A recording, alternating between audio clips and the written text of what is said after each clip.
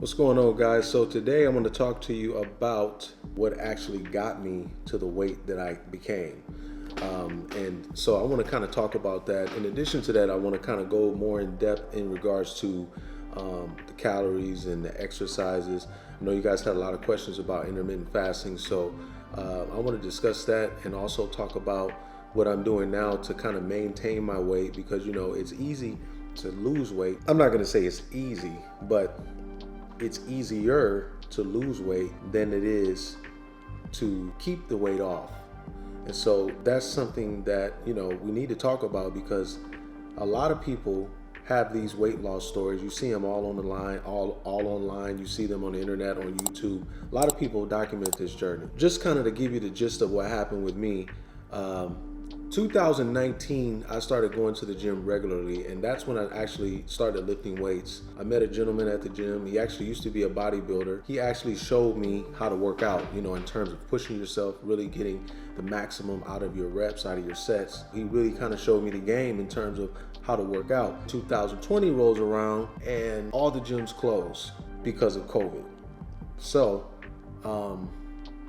COVID came, got laid off from my job. That year I had like 3 different jobs, but it was still a very stressful time, trying to take care of a house, I've got a daughter, my wife or whatever. So, it was kind of a stressful time, and that's when I really gained a lot of that weight. So a lot of it was just stress. That's basically what happened in 2020. Fast forward to 2021. In January, when I took that first photo that you guys saw when I was like 265 pounds, I knew I had to make a change. So basically, I took that photo. The photo showed me how fat I was, and immediately I was wanting to change that. So I started doing some research online, and I ran across this guy by the name of Paul Rivella. I think it's his name.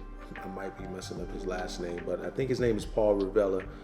Reviella. He was the first guy that I heard talk about the calorie calculator. And I'm going to put his YouTube channel below, because he has a great YouTube channel. When he explained the concept of the calorie calculator and how to use it, that's when I really started to realize that the concept of losing weight is something that requires not only motivation, not only inspiration, but it requires a plan. This doesn't mean that you can't enjoy your food. This doesn't mean you can't enjoy your life. It doesn't mean that you cannot do the things you want to do. But, in order to achieve something, you got to understand the components that go into achieving the said goal. So, in order for me to lose weight consistently, I needed to be in a 500 calorie deficit. So when I started at 265 pounds, my maintenance calories, I think, were roughly around 3,100 calories. And according to that calculator, my fat burning calories was 2,600 calories. So I had to be eating 2,600 calories worth of food in order for me to burn 500 calories. I cannot tell you what your maintenance calories are. I'm just speaking from my own experience. There are a lot of tools out there to help you count your calories. There's the MyFitnessPal app, which I actually have downloaded that now. I actually use it now, but guys, when I was first starting, I was just so motivated. I just started researching foods using Google and figuring out how many calories were in them, how much protein was in certain foods, and all these sorts of things. So going down that journey of learning about calories, learning about macros in terms of carbohydrates, I knew protein was important. I've always eaten a lot of protein. Maybe that's the reason why when I lost the fat, eating the protein over the years, and I would say seriously over a period of 1 to 2 years, from the year 2019 through 2020, eating that protein and then also exercising in the gym, those factors combined are probably some of the reasons why I had the amount of muscle I had on my body when I started losing weight, because I got some questions about that. So that shows you right there that the weightlifting is primary. I think that if you get too complicated with the diet, if you have a very over-satiated diet and appetite for foods, because you're trying to be really fancy with the foods, that's going to be a problem. At least for me, it was an issue. You got to figure out what are your triggers, and you just got to get rid of it. What this is all about is sacrifice. It's about discipline. It's about understanding that in order for you to be a better version of yourself, it's going to cost you something. And you could take baby steps along the way, but at some point, you got to get the train moving. It's got to go. So for me, when I first started, I was targeting anywhere between 160 and 200 grams of protein. For carbs, I was eating around 150 to 200 grams of carbs, and then the remaining 20% was from fats. Although I didn't really count fats as much, I was more adamant about counting calories, counting protein, and counting carbohydrates.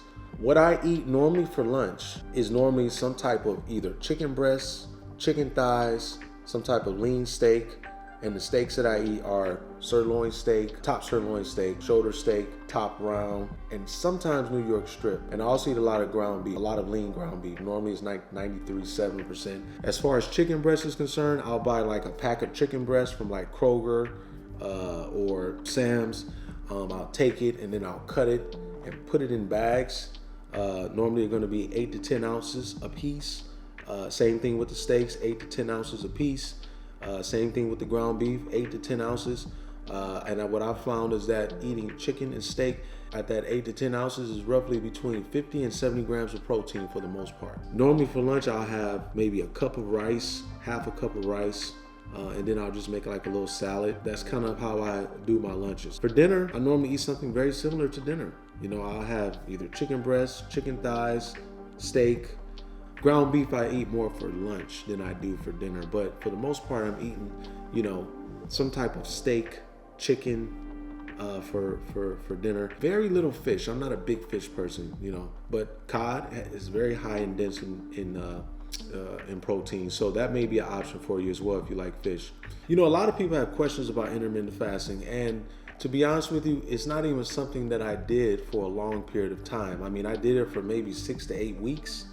I'm not really sure I agree with going on intermittent fasting when you're already overweight. I think you should be eating in a caloric deficit at least 3 meals a day, hitting those macros, you know, and then eating those macros within a certain amount of calories, whatever your calorie burning range is. My workouts were and still are more hypertrophy focused, meaning I'm normally training within 8 to 12 reps, 3 to 4 sets, each body part, 3 to 4 exercises, each body part. So basically I'm working out each body part twice a week, and I go to the gym 5 to 6 days a week. As far as cardio is concerned, when I first started losing weight, I basically used to get on a stair climber for like 30 minutes, and then I would basically count up to about 250 to 300 calories on that stair climber that I was targeting to lose. You know, when you look at these cardio machines, they have like the calorie burn calculator on it. So, you know, it tells you how many calories you're actually burning. So I would try to target, you know, between 200 and 300 calories. I would do that after my weight training. As the weight began to come off, going into the spring and the summer of 2021, I started playing more basketball. You know, I love basketball. I think that when you do cardio that you love, some type of sport where you can move around, you get your heart rate up, you have periods of intensity and lower intensity and higher intensity, I think those exercises are perfect. Also something I've done, and this actually happened last year, so I actually bought a punching bag that I keep in my garage, and during the winter I've been hitting that and also hitting the jump rope. That's kind of my workout regimen. That's what I do in terms of working out, and just, you know, getting the cardio in and getting the weight training in. Back to the weight training, as long as you do it at the right intensity. There's nuances with all these different schools of thought as it pertains to bodybuilding. You know, if you're bodybuilding, which is, you know, you're trying to get more blood into the muscle, you know, you're looking for the pump, you're looking for the burn, which is what I do for the most part. At the end of the day, it's all about pushing yourself. The goal for me when I lift weights within a certain rep range, which is normally between 8 to 12 reps, and when I get to maybe the 10th rep, I may be able to get another one, maybe 2, maximum 3, but that's it. To really get a good pump and to get a good burn and to really break the muscle down. Everything that I just explained is on the internet. I'm not the first guy to talk about this. As a matter of fact, I learned it from other YouTubers. Like I said, the gentleman earlier, Paul Rivelli or Rivelli, I don't know, hopefully I'm not butchering his name, but I'm gonna put his YouTube channel in the comments, because that guy I got a lot of good advice from him. As of late, I listened a lot to Dr. Mike over, I think his YouTube channel is Renaissance Periodization. It's a process. It's not something that happens overnight. It's the reason why I say it so much, that it is a journey. And I think it's something that anybody can do if they learn to raise their awareness, right? Their level of understanding and their knowledge. That's the first step. The second step is to put a plan together. That's the calorie counting. That's the exercise. The third step is to actually execute. That means doing it. And then the fourth step is to track what you're doing. Because at the end of the day, it takes more than motivation and inspiration and discipline. It takes accountability and structure to accomplish what you're trying to accomplish as it pertains to your weight loss. My video is to inspire you. What I want to inspire you to do is to create a plan. I want to inspire you to start the journey. I want to inspire you to see yourself become a better version of yourself and not think that you can't do it. So guys, with that being said, I want to encourage you to keep pushing, keep striving, keep pushing for greatness, and you will arrive at the destination. Hope you enjoyed the video. Please comment below if you have any questions. Peace.